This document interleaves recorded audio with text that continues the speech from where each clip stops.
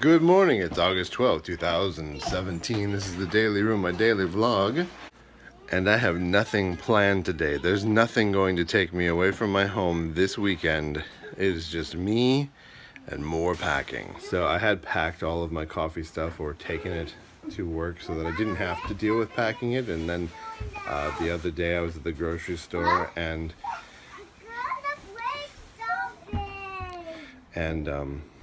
I saw this on clearance, and Tony had talked to me about having a Chemex pot, and I don't know, I'm on a tangent now trying all the different ways to make coffee, and it was clearance, and you know how I am about clearance, or maybe you don't, but I'm really into saving money. But I mean, like you saw there, essentially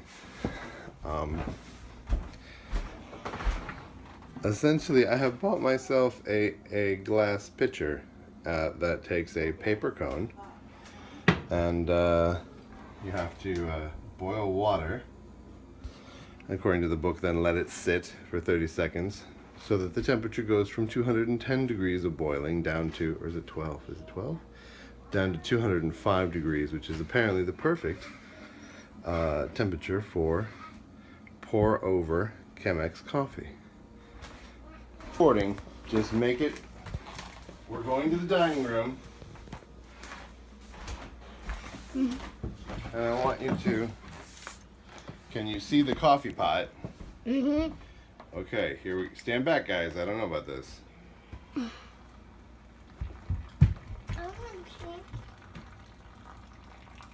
It's making coffee. Yeah, this is the.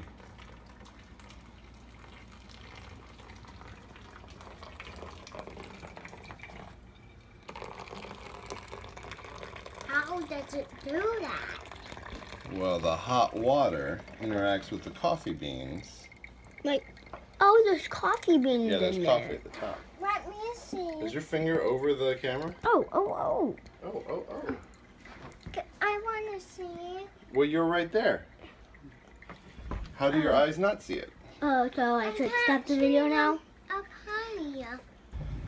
So it's still slowly dribbling out from the top. There's a lot more science here than I applied while making this, as the pot of water I had boiling is not... Wait, the centipede stuff. The instructions that came with it and the instructions that I found online said put in 1 scoop per cup of coffee. The instructions that came with the coffee pot and the ones that I found online both said use 1 scoop of coffee per cup of coffee desired, but it didn't come with a scoop.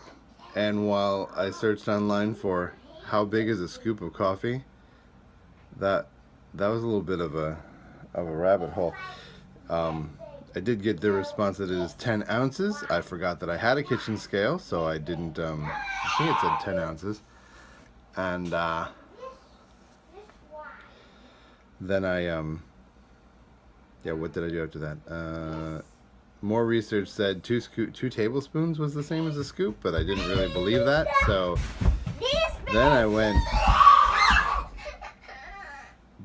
rogue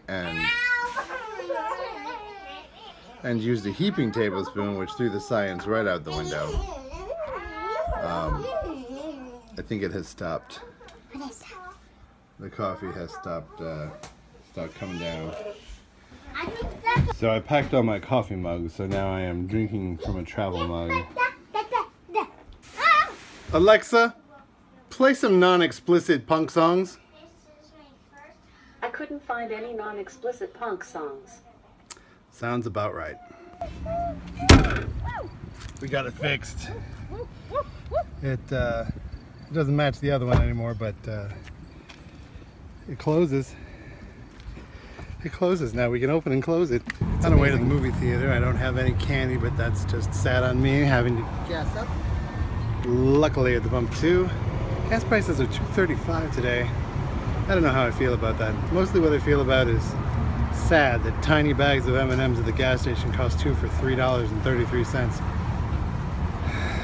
But I don't have time to go across the street to CVS or anywhere else for candy. No candy for me today.